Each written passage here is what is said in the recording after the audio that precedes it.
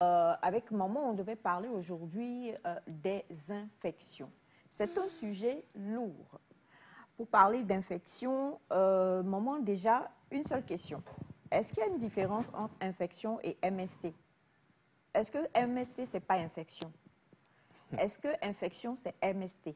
Non, non, ce serait trop facile de faire cet amalgame-là parce qu'il y a les conditions qui déterminent l'une et il y a des infections qui ne sont pas liées au sexe.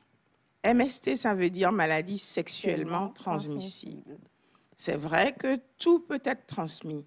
Déjà, peut-être rien que le contact cutané, on peut se partager des mycoses ou des Gardnerella qui ne sont pas forcément des maladies sexuellement transmissibles parce qu'on peut les attraper aussi sur des WC mal entretenus, dans des douches, etc., par une mauvaise hygiène. Ces germes-là, on ne va pas les taxer d'être sexuellement transmissibles. Donc voilà la différence. Il y a des germes plutôt banals, on va dire, qui ne sont pas forcément transmis. Voilà.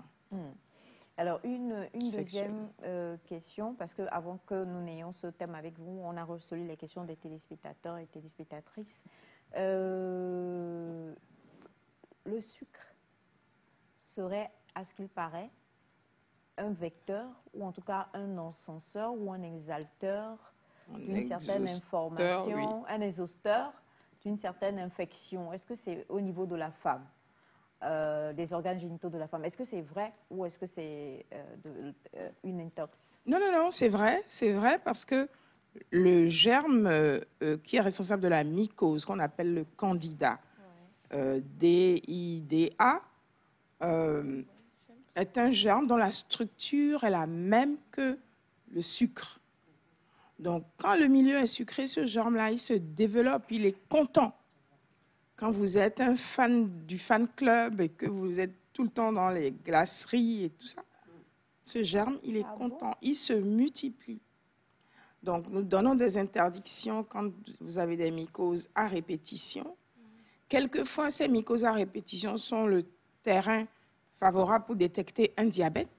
Donc, quand vous traitez que ça ne marche pas, vous devez faire des analyses complémentaires pour vérifier qu'il n'y a pas un terrain diabétique qui profite à ces germes-là. Donc, ce sont les mycoses. Alors, les mycoses, ce sont en fait, c'est des champignons saprophytes qu'on a sur le corps, mais qui s'altèrent quand le milieu change. Quand vous avez été débilité, par exemple, par une prise importante d'antibiotiques, ces germes-là prennent de la virulence et ils prennent un caractère autre. Ils deviennent méchants. Voilà. Et ils peuvent s'organiser en filaments au lieu d'être des petites cellules rondes.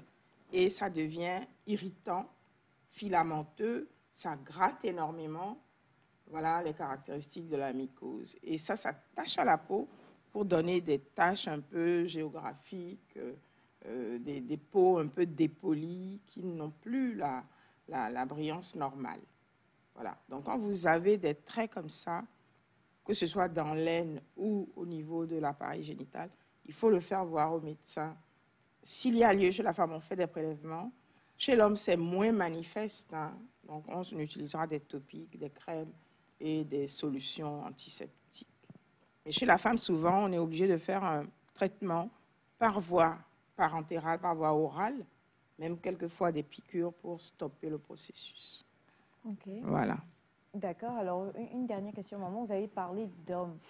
Donc, c'est-à-dire que les hommes aussi sont sujets aux mêmes infections que les femmes, ou bien il y a une certaine nuance? Ils sont absolument sujets aux mêmes infections que les femmes.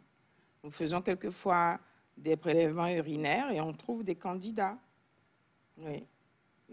Tous les germes peuvent monter le tractus génital et donc causer du tort à ces appareils-là. Vous avez des petites brûlures en urinant, des petites gênes, une envie d'aller uriner tout le temps, sans compter les pertes éventuelles.